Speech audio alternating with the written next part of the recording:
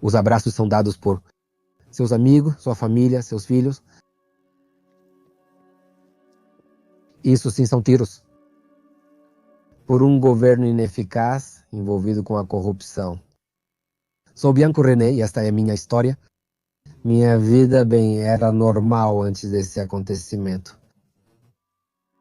Eu trabalhava, cuidava dos meus filhos, porque eu sou pai solteiro, tenho a guarda dos meus 2 filhos, uma de 8 e outro de 16 atualmente. Nesse dia nós decidimos ir de férias, porque minha filha faz aniversário, acompanhado dos meus filhos e de mais 2 amigos, começamos a viagem. Falta cerca de 1 hora para chegarmos ao destino. De longe vi uma barreira falsa, onde havia 2 caras armados, camuflados e com o rosto coberto, me fazendo sinal para parar. Eu pensei que era outra barreira, como a que acabamos de passar, alguns metros atrás. Quando eu estava me aproximando, percebi que não era uma barreira policial de verdade, mas sim 2 caras armados no meio do caminho. Quando eles estavam ao lado da minha janela, foi questão de milissegundos, né? Eu imaginei 1001 coisas, né? Que levassem meus filhos, que nos matassem. Vamos! Foi um flashback que não consigo descrever. Decidi não me levantar. Eu disse para os meus filhos, para todo mundo, eu disse, não vou me levantar. Só me abaixei para ficar na altura do volante e acelerei, pisei fundo no acelerador. Eu me lembro de ter ouvido centenas de tiros, mas centenas mesmo, como se você deixasse o dedo no gatilho de uma metralhadora. Foi assim que eu ouvi. Momentos depois, ouvi que o vidro de trás da caminhonete quebrou. Nesse momento, decidi me virar para trás para dizer aos meus filhos, abaixem-se.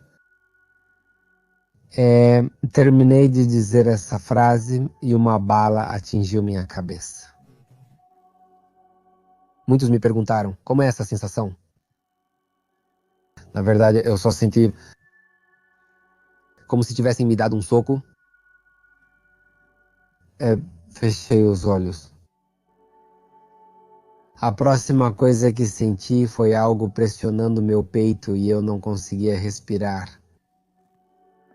Como se me pressionassem. Por dentro, repetia, abre os olhos, filhos, abre os olhos. Foi uma sensação horrível. Terminando de dar voltas, eu acordei todo ensanguentado. Meu primeiro instinto foi, meus filhos, ao tentar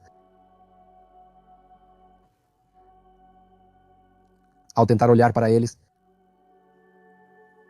percebi que meu corpo não reagia,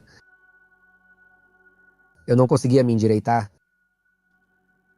e eu só vi o sangue pingando, era muito sangue. Consegui dizer para o meu filho, desce, pega o celular, e manda a localização, fotos, tudo, para a minha irmã. Não lembro de onde ele pegou o telefone, porque até onde eu me lembro, ele estava com o aparelho grudado para ir vendo o mapa. Não sei se saiu voando. A questão é que meu filho consegue pegá-lo. E ele começa a mandar fotos. Nisso eu ouço minha filha gritando e pedindo ajuda. Papai, me ajuda. Para minha amiga que estava atrás, eu pergunto, o que está acontecendo? Ela me diz, não sei. Parece que ela quebrou a perna, porque a perna dela, assim como ela, tinha acabado de vomitar. Paramos alguns metros antes desse bloqueio. Aqui tinha vomitado. Então, quando subimos, ela estava muito enjoada e decidimos deitá-la. As pernas dela ficaram sobre as do meu filho e a cabeça na da minha amiga. Parece que, na hora do capotamento, a perna dela ficou presa entre o meu assento e o console.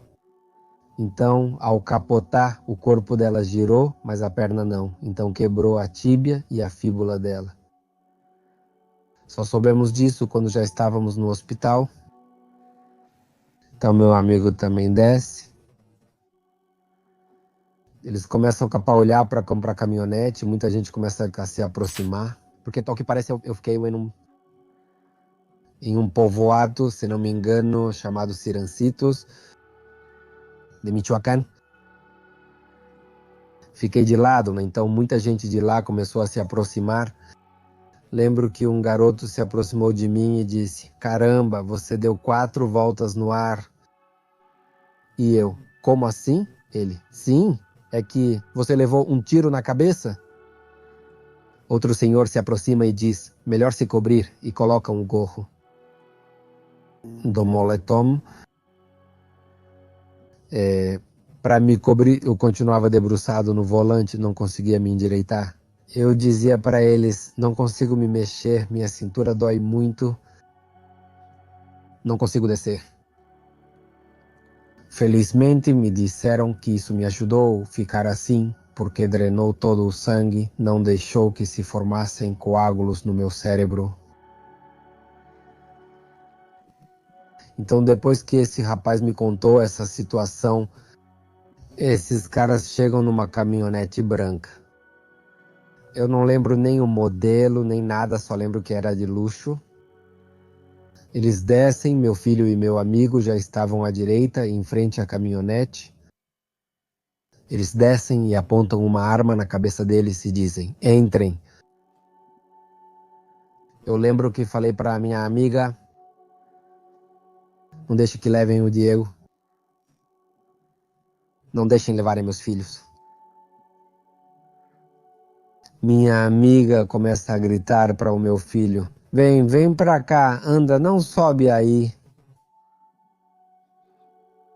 Lembro que um desses caras me disse: "Por que você não parou?" E lembro que falei: "Porra, fiquei com medo. O que queria que eu fizesse?"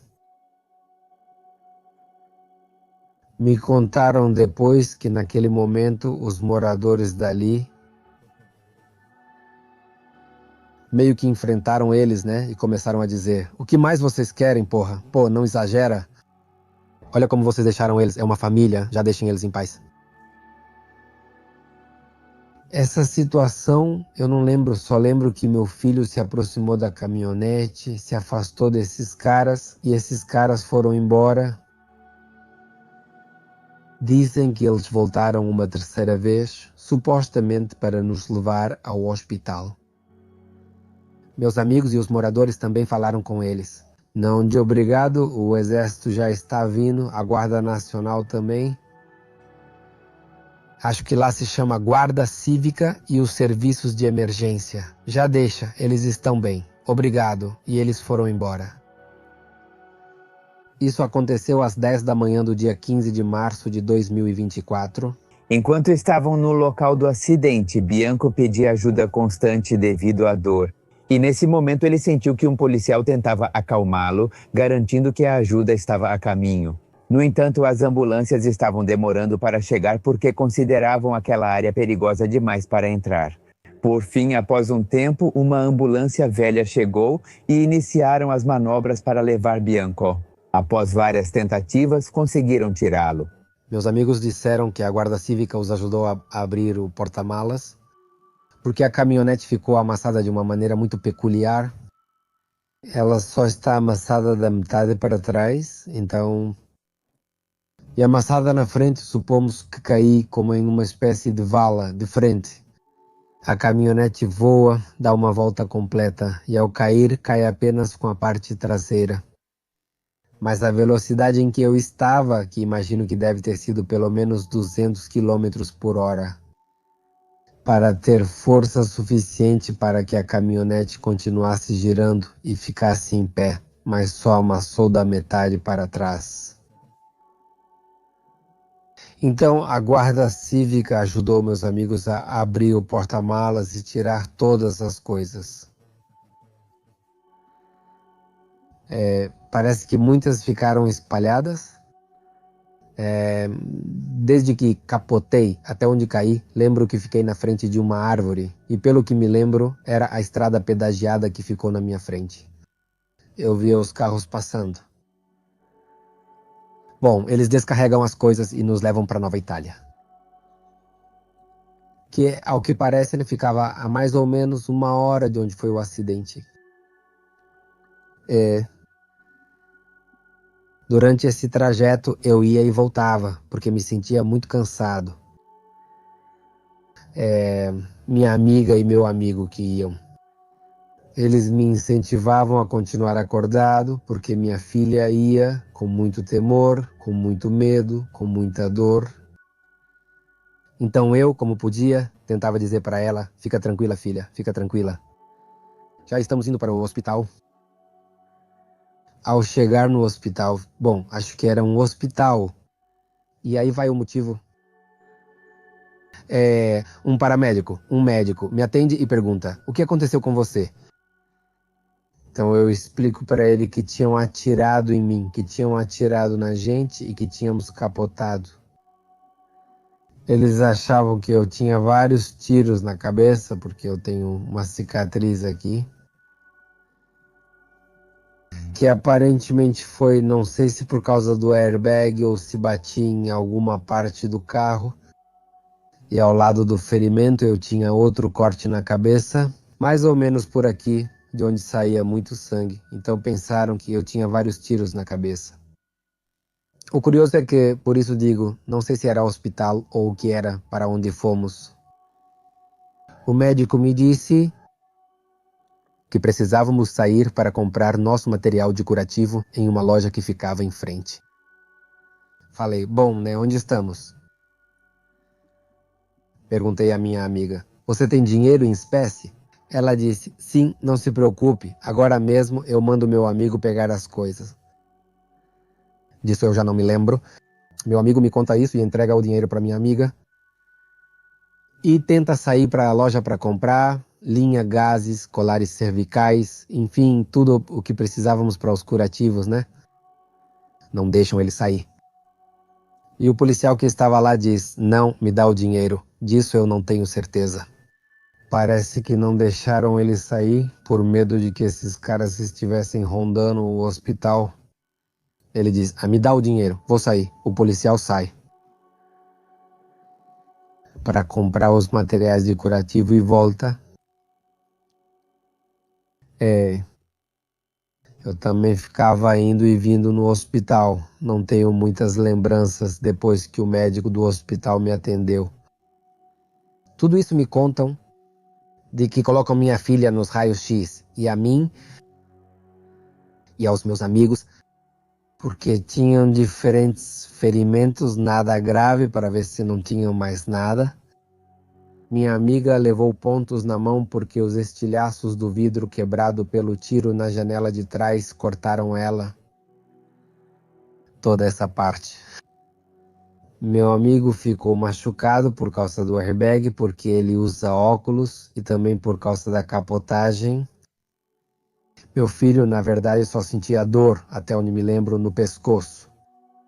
Porque todos nós estávamos de cinto de segurança, menos minha filha, por causa da situação que contei para vocês, que ela vomitou. Então, minha família, em contato com meu filho e meus amigos, a maior preocupação dele era me tirar de Michoacán. Passaram-se cerca de 10 horas até que nos tirassem de Michoacán de ambulância e nos trouxessem para Querétaro, porque nenhuma ambulância queria passar para nos buscar. Até que finalmente conseguiram contatar uma que aceitasse. Cobrou o que quis e aceitaram, o importante era nos tirar de lá. Eu me lembro muito de ir na ambulância e eu dizia para minha amiga, já posso desmaiar? E ela dizia, não, sua filha está aqui. E da mesma forma como na ida para Nova Itália, eu ouvia minha filha gritar de dor, gritar de medo. E eu dizia, fica tranquila, filha, já estamos indo para casa, já estamos indo para casa.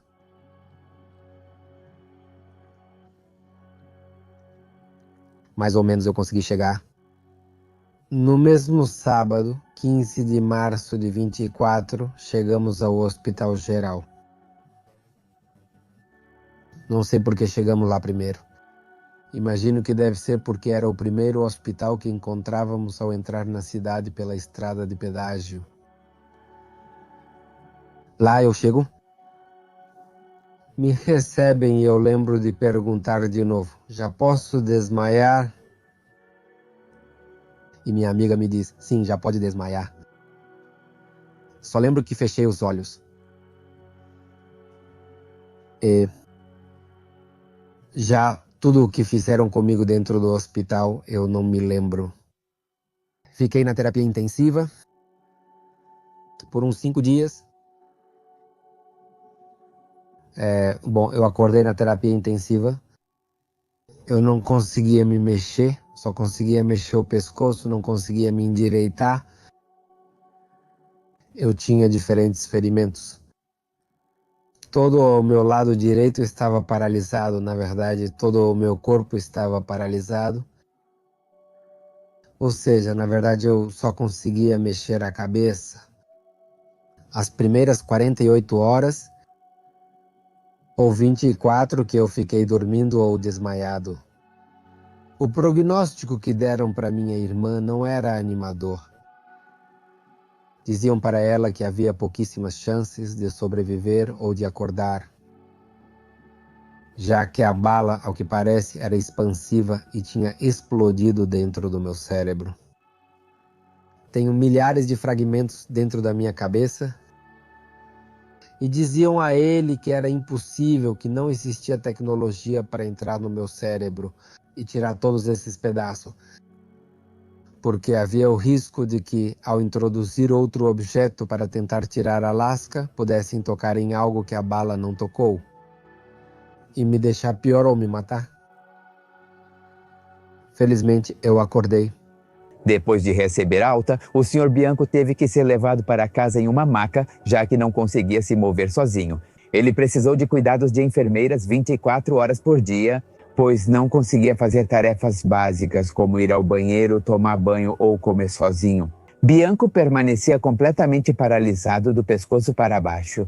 No entanto, ele começou a receber terapia em sua própria casa e, com o passar do tempo, seu lado esquerdo mostrou sinais de recuperação. E isso ajudou para que parassem de carregá-lo para realizar diferentes atividades. Comecei a conseguir ir ao banheiro, eu, não sozinho, mas comecei a conseguir ir ao banheiro, a tomar banho, a não precisar mais de banhos de esponja, a comer com a mão esquerda.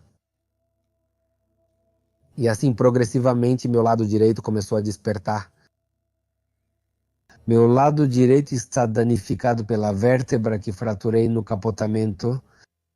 No capotamento, meu corpo se moveu de tal forma que esmagou, colapsou minha quinta vértebra lombar. Imagine uma prensa quando esmaga, daqueles vídeos em que eles esmagam coisas e o que está sendo esmagado sai pelos lados. Minha vértebra também foi esmagada, igual ao que descrevi. Porque se vocês olharem os raios X, as outras vértebras parecem marshmallows desse tamanho, mais ou menos. A quinta está totalmente achatada e se espalha como aquelas prensas para um lado e para o outro. Um dos lados entrou na minha medula, obviamente esmagando todos os meus nervos, meu canal raquidiano, e eu tenho desnervação. Então essa invasão dos meus nervos colapsou o meu ciático, o que fazia com que minhas pernas não respondessem. Então as dores que até hoje são muito fortes, eu sinto isso no quadril, mas é porque a vértebra irradia a dor para os lados. Quando acordei meu lado direito, consegui me levantar da cama. Para mim, quando me perguntam o que eu mais gostei de poder me mover, sempre falo, e ainda digo hoje, que foi poder ir ao banheiro sozinho. Quem viveu isso entende o que digo. Aquele momento de privacidade que você não tem quando está assim. Você precisa se acostumar, né? Pois não há outro jeito. Mas poder ir ao banheiro sozinho é além de estar vivo, né? Mas é algo muito satisfatório. Quando eu saí do hospital, o Hospital Geral me encaminhou para terapias, porque eu estava totalmente paralisado. Na verdade, minha primeira avaliação foi em uma maca. Quando chega a minha vez de ir para a terapia, porque obviamente como é um hospital público, eles tinham que agendar minhas terapias, porque obviamente havia muita gente esperando atrás de mim, né? Então, nesse meio tempo, eu consigo me levantar e consigo começar a andar com o andador. Quando eu chego na minha primeira terapia, obviamente não me deixam fazer, porque me dizem: "Ei, espera aí, precisamos te reavaliar, porque você chegou totalmente paralisado." Na verdade, nessa avaliação, eles mesmos me disseram que eu ia demorar no mínimo 1 ano para conseguir andar. Bom, para me levantar. Ou seja, isso era como, bem, colocar um percentual e dizer, não, 10, 20% da minha recuperação total. Então me dizem, precisamos te reavaliar, porque você já está andando, mesmo que seja com o andador, mas você está diferente de quando te recebemos. Então eles me reavaliam, porque as terapias tinham que ser diferentes, já que eu estava totalmente, bem, paralítico, como se diz, né? Então eles me reavaliam. Início das minhas fisioterapias. Nesse meio tempo, eu dizia, ei, minhas costas doem muito, minhas costas doem muito. Então me mandaram fazer um raio-x das minhas costas. Onde, quando eu tinha uma consulta com o neurologista do Hospital Geral, neurologista e neurocirurgião me perguntam, você sente muita dor nas costas? Eu digo, sim, pois minha radiografia chamou a atenção no prontuário dele. Ele, é que você está com as costas quebradas? Eu digo, como assim, o senhor acha? Ele vira o monitor e me mostra. E é quando vejo que minha vértebra está totalmente colapsada, ele me diz, você precisa operar. Infelizmente. Tanto a intervenção de, como é que chama? Não de primeiro respondente, mas de primeira instância, quando eu cheguei de Michoacán, Querétaro, o que fizeram comigo na internação teve que ser pago. Rain? Quando o médico me fala sobre as minhas costas, ele diz, você tem que esperar, tem que operar. Você tem que colocar pelo menos 6 parafusos nas costas e fazer o procedimento de, como é que chama? Bom, de retirar a vértebra da minha medula e liberar todos esses nervos. Mas ele me disse, você pode esperar. Depois da cabeça, o principal era a cabeça. Como não tinham me operado, porque não podem de fato as lascas, e outros neurologistas que eu consultei concordaram. E como eles viam a situação, pois se criou uma crosta, então eles disseram, vamos ver se fecha, porque quando tiraram meus pontos, ou seja, fecharam de primeira intenção. Lá em Michoacán, passou mais de uma semana, então me disseram, já está na hora de tirar seus pontos. Quando tiraram meus pontos, formou-se uma espécie de inchaço, como se fosse um caroço. Tipo isso. Então começa a sair um líquido amarelado, esbranquiçado, que pelo visto diziam que era líquido. Como se chama? Líquido encefalorraquidiano? O líquido presente no cérebro. Então, a bola desincha e forma uma nova crosta. Então me disseram, vamos ver se cicatriza sozinho, para não precisar colocar uma placa. Eu disse, beleza, vamos lá. Continuei fazendo terapias, já conseguia me mexer, mas mesmo assim continuei com a enfermeira que me assistia. Porque mesmo andando com o andador, eu tinha muito risco de cair. E se eu caísse e mexesse a vértebra, obviamente corria o risco de ficar paralítico. Se minha vértebra se mover e atingir minha medula, pode cortá-la. Se cortarem minha medula, fico paralítico para sempre, sem volta. Então eu continuei com enfermeiras, ainda foram uns 6 meses com enfermeiras, 24 horas por dia. Os gastos já estavam nas alturas. Chega o momento em que a ferida infecciona, começa a sair pus. Os neurologistas dizem, sabe de uma coisa? A gente vai ter que te operar, porque se a infecção chegar ao seu cérebro, é a mesma coisa que acontece com as balas. Você corre um grande risco de morrer ou ficar com sequelas. Ok. Eles me agendam no hospital geral. Pedem raio-x, vamos com todo o material, compram para que eu seja operado.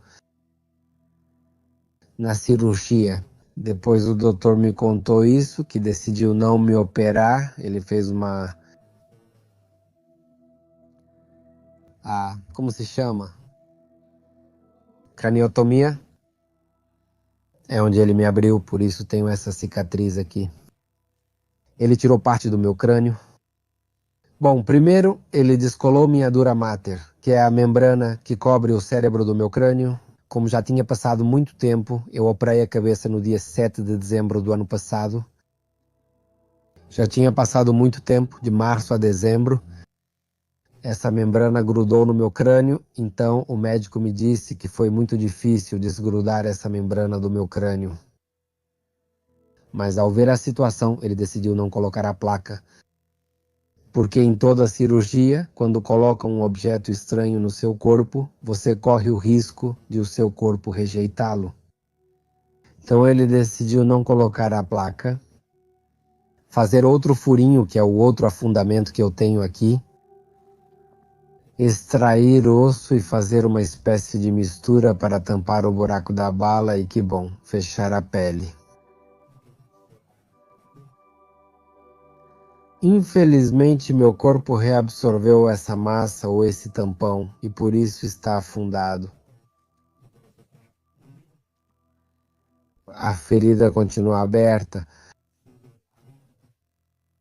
Nesse afundamento, bem no fundo, ainda há um orifício.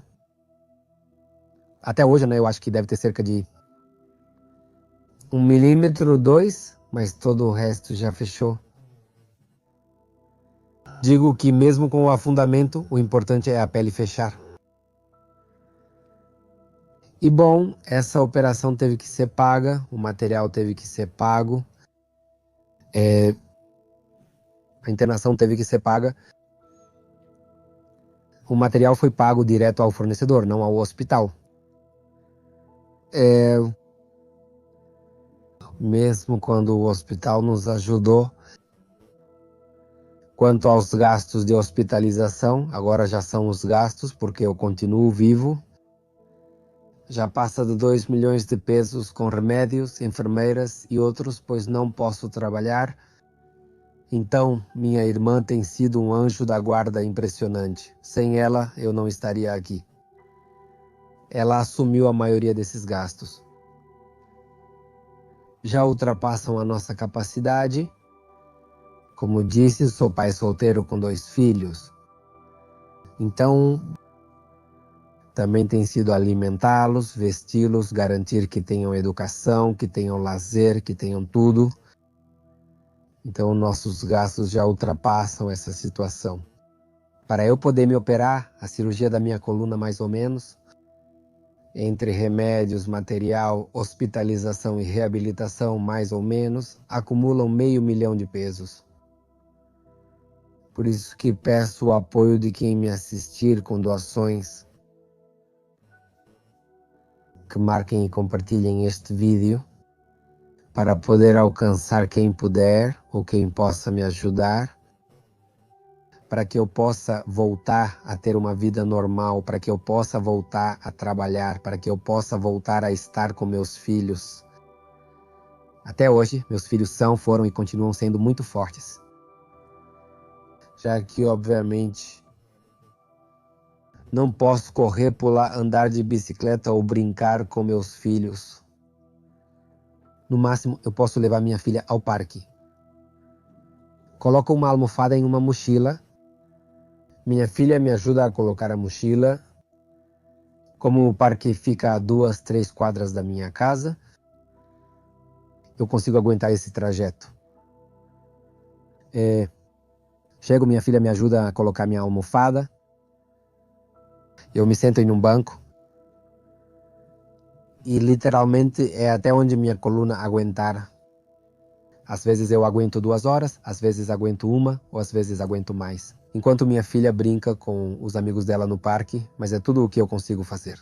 Seus filhos têm sido muito fortes e compreensivos ao entender a situação pela qual o pai deles está passando. Sua filha, na verdade, ainda pequena, aprendeu a lidar com o fato de que, na maior parte do tempo, precisa ficar em casa sem poder sair. O Sr. Bianco também tenta distraí-la com jogos de tabuleiro e assistindo a filmes. Por outro lado, seu filho mais velho é quem o ajuda a se vestir e a mover coisas dentro de casa. Ambos demonstraram força diante da situação que tiveram que enfrentar.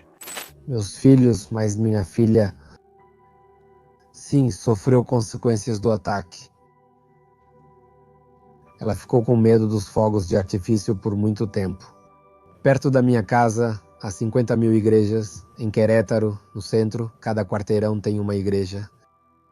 Então, tem muito estouro de fogos de artifício. Eu tinha medo deles porque, obviamente, parece um tiro.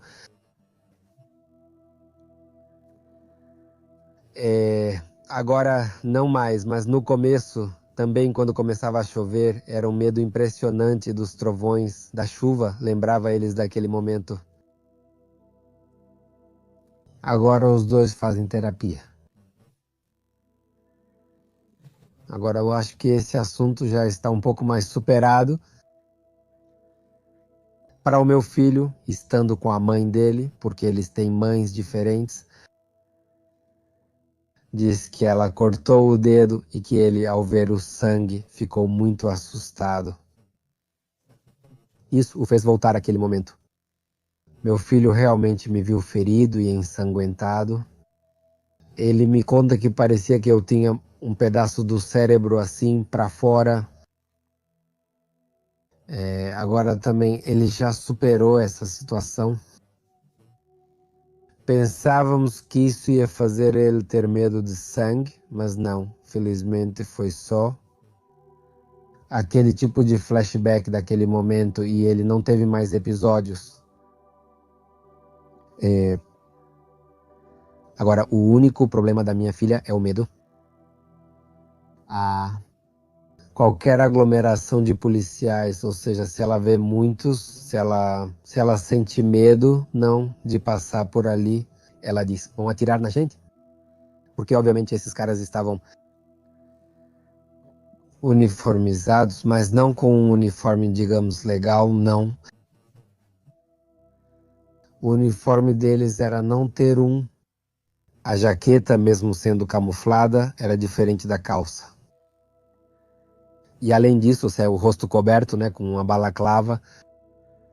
Então essa situação, sim, até hoje ainda continua gerando conflito para ele. Ela segue fazendo terapias para superar essa situação. Cada vez é menos, mas sim, gerou consequências. Eu fui superando isso emocionalmente, foi muito difícil para mim. Realmente, no começo eu estava muito bravo, muito frustrado. Antes do incidente, por vários motivos, eu parei de acreditar em Deus. E diante dessa situação, com mais razão ainda, né? Eu dizia, ei, por quê, né? Porque todo mundo me dizia, é que Deus te salvou. E eu sempre respondia para eles, bom, se uma situação divina me salvou, de que a bala não atingiu mais coisas, por que não impediu isso? Por que não evitou que minha filha quebrasse a perna ou que apontassem uma arma para o meu filho? Por que não? Ou seja, por que o milagre só acontece se eu sobrevivi? Então eu estava muito revoltado com essa situação, sabe? Eu buscava o porquê. O porquê, porque comigo. E felizmente minha irmã, outra das terapias que ela contratou para mim, foi com uma tanatóloga, que me disse, pare de buscar o porquê, porque você não vai encontrar, entre outras coisas, né? E isso me ajudou. Isso me ajudou muito nesse despertar, a buscar o porquê sim, não o porquê isso aconteceu. Eu me lembro muito também, né? Meu pai me dizia se eu era mais novo, obviamente, era só um garoto. Lembro que ele sempre insistiu conosco, que sua mente tinha o poder de te curar, né? E obviamente, como qualquer adolescente, eu achava ele meio doido, né? Mas essa tanatóloga me mostrou um vídeo, não lembro o nome de um chefão da máfia que, segundo ela, realmente foi cheio de balas e que sobreviveu, mas mesmo assim estava na prisão, ou seja, estava preso. E que ele começou um trabalho de autocura, não, ao ponto de se levantar e estar como se não tivesse sido baleado, né? E também me falou desse, como é que chama?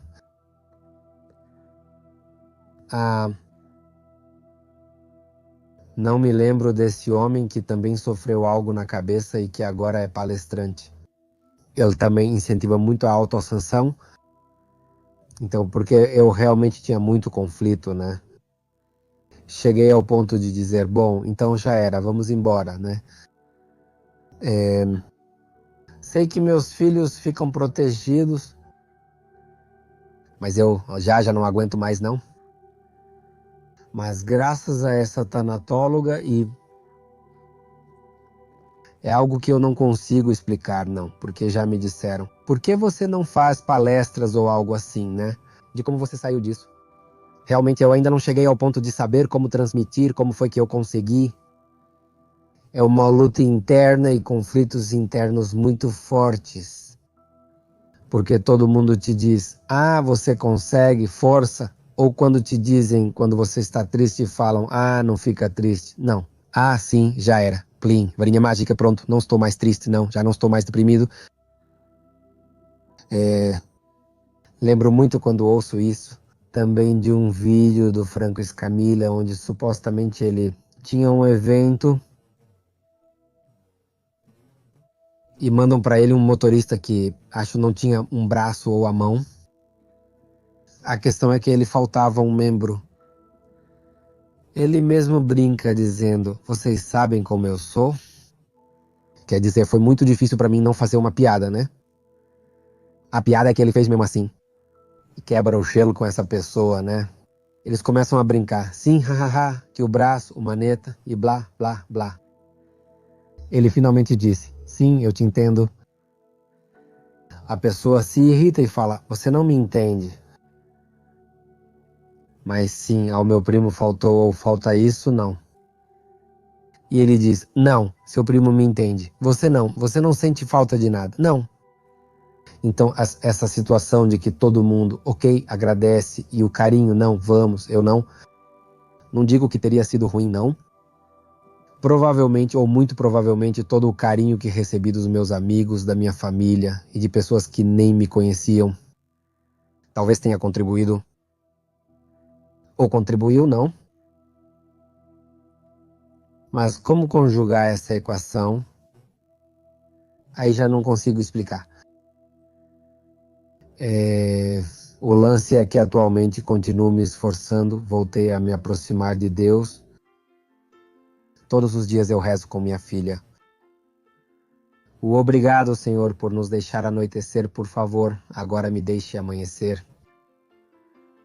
Cuida dos meus sonhos, me mande sonhos bonitos, cuide da minha família, de mim e de todo mundo. Obrigado, obrigado, obrigado. Agradeço sempre o poder, mesmo que seja com bengala, mas o poder, algo tão simples como levar minha filha até o parque. Poder ir buscá-la, porque a escola dela também fica a poucas quadras da minha casa. E são trajetos que eu consigo aguentar. Agradeço-te ao ir caminhando. Eu agradeço. Obrigado por me deixar vir buscar minha filha. E não vir em uma cadeira de rodas ou simplesmente não poder vir buscá-la, não. Sim, é uma luta constante.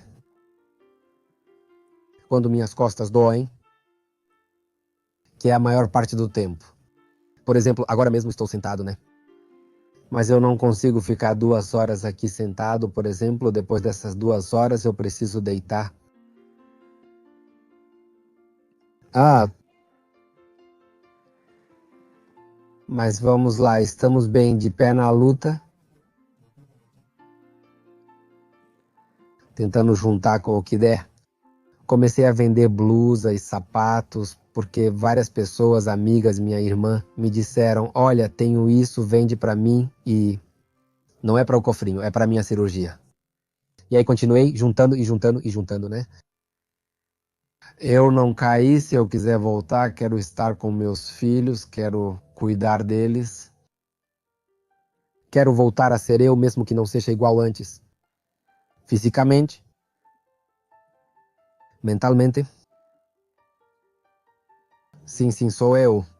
100%. A família de Bianco, junto com seus filhos, se tornou um grande apoio ao longo dessa fase difícil. Ambos os filhos não param de buscar maneiras de colaborar para reunir o dinheiro que seu pai precisa para a cirurgia nas costas. Como o resto da família, pois estão sempre tentando algo. Todos trabalham diariamente motivados pelo desejo de sua recuperação. Tentei entender a razão. Todo mundo diz que você tem uma missão, um objetivo. Sim, está. Sim, é difícil. Ainda não achei. Já passei por diferentes situações em que penso, talvez seja isso. Não. Mas de repente elas desmoronam e eu digo, beleza, então não era por aí não. Ainda não encontrei. Então te digo, talvez o melhor é compartilhar minha vida aqui. Talvez, não sei. É compartilhar minha história e repito, estou aberto a quem quiser conversar de forma um pouco mais profunda, talvez um pouco mais privada, de como eu consegui seguir em frente, eu posso contar. Talvez não sou tão profissional em me expressar, como dizem, né? Olha, faz isso, isso, isso, porque realmente não existe uma fórmula. Eu tive, insisto, acompanhamento de uma tanatóloga, assisti a 1001 vídeos de autoajuda, de coaching e mais.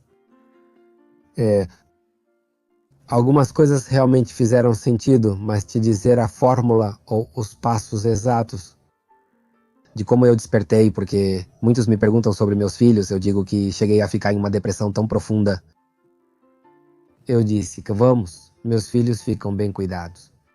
Porque desse jeito eu não servia para eles. Paralítico, eu não servia para eles, não. Eu pensava isso.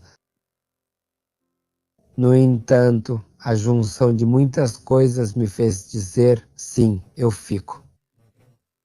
Vamos seguir em frente, né? E te digo, até hoje eu continuo dizendo, vamos seguir em frente, né? Preciso fazer isso, então vamos ver como, né? De como o sim já não, o como não sim, como o sim não. Eu para minha filha, por exemplo, é hoje que marco, a quem também agradeço pela sua intervenção com seu podcast do Sobrevivente. Ele me trouxe aqui hoje e graças a ele cheguei aqui, ao Pepe Mistério.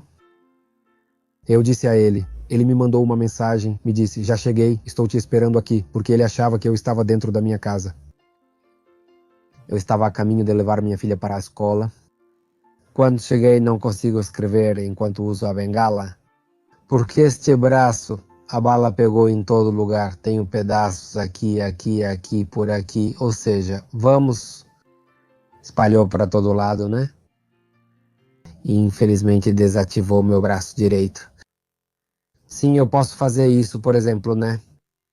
Não controlo esses 2 dedos. Não consigo fazer coisas delicadas, não consigo mexer no celular. Aqui eu até consigo usar, mas andando não. Então, com a bengala e o celular eu não consigo. Assim que cheguei, deixei minha filha, escrevi para ela: já estou indo. Vou deixar minha filha na escola, estou indo para aí. Então já voltei e, como se diz, já viemos para cá. Mas ao meu movimento, sim, ainda é limitado. Veja só, para eles, nem sei quem são, onde estão ou qualquer coisa, já os esqueci. É uma lembrança que eu prefiro não carregar porque atrapalha mentalmente. Como minha filha não, que vê uma congregação ou concentração de policiais e se assusta. Aliás, nem preciso ir tão longe, foi na segunda-feira. Ela ia para a natação. E minha irmã estava lá, ela tinha ido e depois foi embora. Acho que ela contornou a casa e passou ali. E ela me mandou uma mensagem e disse: não vão para a natação, tomem cuidado, tem muitos policiais no parque. Fiquei pensando e ela perguntou: será que pegaram alguém? Falei para esperar um pouco e disse: espera, filha, vou ver. Sim, havia vários policiais, tinha vários detidos ao que parecia. Esse parque, infelizmente, não está abandonado pela prefeitura propriamente dita, mas é muito usado por pessoas em situação de rua para fazerem suas casas. Então eles usam muitas drogas lá, ou algo assim. Então eles tinham pego esse tipo de pessoas, mas elas foram embora. Mas minha filha sim entrou nessa pequena lembrança, né, de eles estão uniformizados e armados, vai acontecer alguma coisa, né? Mas eu já, como te falei, já decidi tirar essa lembrança da cabeça, né? Atualmente eu digo não, não tenho carro, mas se algum dia eu voltar a ter, porque obviamente ele foi embora, teve um problema lá com a seguradora e ela não pagou tudo. Então ele foi vendido como sucata, ela pagou só uma parte e deixou o veículo conosco. Quando fui ver, realmente era impressionante, né? A forma como estava amassado. Nós verificamos, porque, te repito, eu me lembro de ter visto, ou melhor, ouvido centenas de tiros, né? Achei que a caminhonete ia ficar igual queijo suíço, cheia de buracos, mas não. Só tinha 2 tiros. No encosto do meu assento, né, um na altura da nuca, que eu acho que deve ter sido o primeiro por causa do outro ferimento que eu tinha aqui. Se eu não tivesse me abaixado na altura do volante, eu acho que esse primeiro tiro é o que teria me acertado e esse sim teria me matado, porque ficava exatamente na altura da nuca. O outro tiro foi do lado direito do encosto de cabeça e o couro do banco estava riscado. Fizemos um exercício. Se eu fizesse isso e dissesse aos meus filhos, abaixem-se, ficava na mesma altura. Esse segundo tiro foi o que me acertou. Talvez, porque me dizem talvez e lançaram para cima para te deter. Eu digo, pode ser, né? A verdade, não prestei atenção, só queria fugir. Mas sim, esse perdoados, entre aspas, não. Vingança como tal, a vida vai cobrar deles. Porque quem vive desse jeito, morre desse jeito. Então, estão perdoados. Os abraços você recebe dos seus filhos, da sua família e dos seus amigos. Os tiros como este, você recebe de um governo incompetente e conivente com o narcotráfico. Quando eu disse que os abraços você recebe da família, dos amigos, dos seus filhos e que os tiros eram esses. Falo justamente do governo atual. Eu sou a favor da marcha do dia 15 de novembro, eu sou a favor da revogação de mandato. Isso, embora eu acho que ela ainda não tinha assumido o cargo, nossa presidenta foi com Andrés Manuel López Obrador. Ela proclama seguir o mesmo exemplo dele, embora tenha acabado de fazer uma ressalva de que, segundo ela, os abraços não são para os criminosos. Também não está apoiando que se elimine ou extermine o crime organizado. Porque quem mais, sem proteção, vai ficar parado às 10 da manhã na estrada como João em casa, coitado, sem culpa. E sempre usamos ele de exemplo, como se nada fosse. Ou seja, eles devem estar protegidos obrigatoriamente.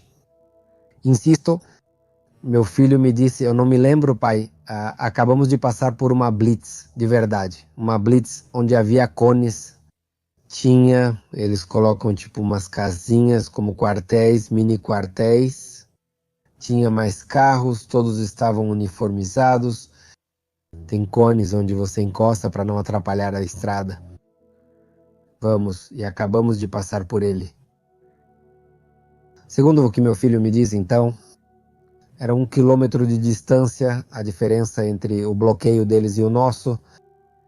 Então, eu realmente sou a favor de que esse mau governo seja eliminado, que a única coisa que fez foi proteger o crime organizado, porque isso é crime organizado.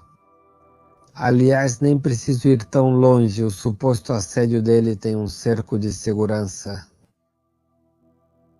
O presidente da República foi assediado. Por favor, como ele passou pela segurança e chegou assim? E ainda mais se dizem que ele estava super alcoolizado e drogado, por favor, não tem como não perceber, né? Para mim isso é uma armação. Então sim, essa pessoa pulou a barreira de segurança do presidente da República. O que esses caras não vão fazer se até mesmo a barreira de segurança do presidente da República foi violada? Por favor, acho um absurdo, por isso apoio a marcha de 15 de novembro. Tenho alguns eventos apagados, passados. A maioria está, eu diria que 90%. Coloco esses 10 por causa, por exemplo, do Marco, meu amigo que me chamou para o podcast do sobrevivente. Ele falou comigo e me escreveu, disse, irmão, como você está? E aí? E eu pensei, caramba, quem é esse cara? Para falar a verdade, eu não lembrava dele. Temos eventos que eu realmente lembro onde ele me fala. A gente esteve aqui, aqui, aqui e aqui. E eu disse, sim, a gente esteve lá. Somos amigos porque temos amigos em comum, desse. Eu digo sim, mas me desculpe, seu rosto, sua fisionomia, eu não lembro e acho que deve ser consequência do tiro. E sim, como ele, eu tenho outras situações em que eu disse, poxa, não me lembro. E só isso quer dizer, realmente minha agilidade mental ou minha fala, às vezes sim, eu aumento o volume porque agora eu não tenho isso comigo, ou muito baixinho. Tenho um zumbido permanente nos 2 ouvidos, um pi que às vezes é fortíssimo. Às vezes ouço, ei, você está gritando, desculpa. Quando falo com outras pessoas, aviso e esclareço. Se eu começar a falar alto, é só me avisar. Para baixar a voz por causa do zumbido, eu paro de me ouvir, então começo a gritar. Dizem, não grita, respondo, desculpa, não estou gritando, é o zumbido permanente. Digo, agora eu tenho, mas está bem baixinho, às vezes está muito forte, em que realmente não escuto. Minha visão é, bem, como varia, por causa da inflamação no cérebro, ao que parece, meu nervo óptico foi pressionado. No começo eu não enxergava, na verdade eu pensava, bom, não, a ponto de não ver nada, mas via tudo muito embaçado e achava que tinha ficado cego. Um amigo a quem sou grato, que é oftalmologista, Ele me examinou, colocou uns aparelhos nos meus olhos, onde pôde ver meu nervo e meu olho propriamente dito. É como um raio-x, não lembro o nome. Ele me disse: seus nervos ópticos estão pressionados e não podemos fazer óculos agora porque seu cérebro ainda está muito inflamado.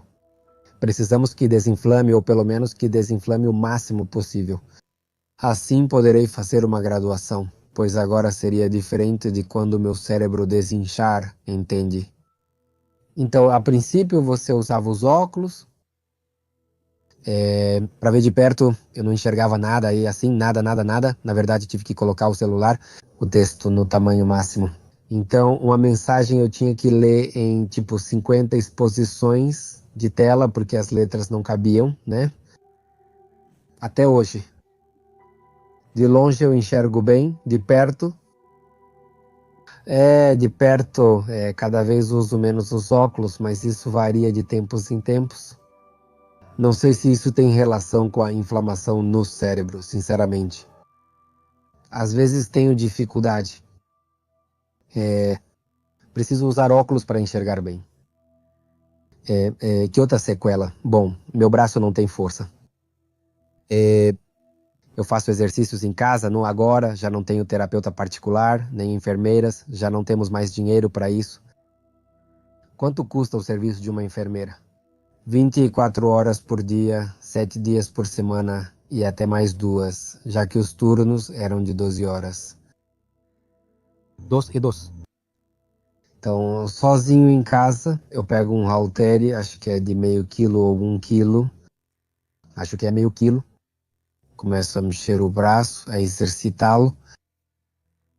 Consegui fazer com que ele tenha a flexibilidade, mas não força, não tenho força, ou seja, eu carregar algo pesado eu não consigo, apertar eu não consigo. Na verdade, meus filhos e eu brincamos quando eles me irritam e eu os repreendo. Eles falam, me bate, mas com essa mão porque eu não consigo. Eu faço assim, uma pique, literalmente. Essa é a minha força, esse movimento é a minha força.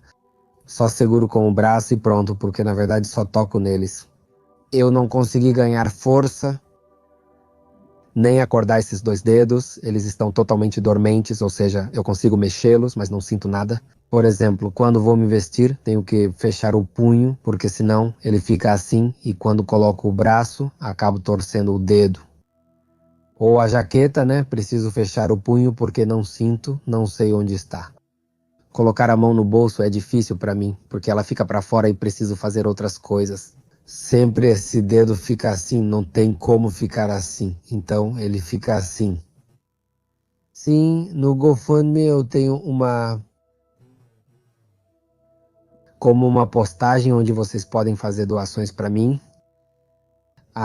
Estou como Birrelezama no Facebook. No TikTok e no Instagram sou Biancolezama. Pessoas que eu não conheço já me doaram, porque eu compartilhei minha história em todas essas plataformas. E sim, algumas pessoas disseram, toma 200, 100 reais ou mais para que eu vá juntando para a minha operação. Infelizmente, como eu te disse, como eu não trabalho, então sim, eu usei um pouco desse dinheiro ou dessa economia para pagar contas da casa, comprar comida, comprar material escolar para minha filha ou coisas assim. Sim, tem sido um pouco difícil para mim alcançar a meta do que preciso para fazer a cirurgia. Outra coisa que quero te contar é que nem do governo federal, nem do governo de Michoacán eu recebi nenhum apoio ou atenção. Aliás, até mesmo os meios de comunicação tentaram esconder a verdade, porque saíram notícias dizendo que eu tinha sido imprudente ao dirigir e que por isso eu tinha capotado. Felizmente, outro meio de comunicação falou a verdade e divulgou que fui vítima de uma blitz falsa e que atiraram em mim. Além disso, naquele mesmo dia, na estrada com pedágio, tinham atirado em mais 2 carros. Que tinham atirado em mais 2 carros e que tinham matado 11 pessoas. Então, o pedido é que façam algo sobre isso. Não é possível deixá-los fazer o que quiserem. Se você chegou até este ponto do vídeo, seria de grande ajuda se você se inscrevesse no canal e se quiser aparecer em um desses vídeos, pode me escrever no e-mail correio@pepemistério.com.mx ou no Facebook, onde estou como Pepe Mistério, ou no Instagram como Pepe Mistério MX ou Pepe Mistério Documentários.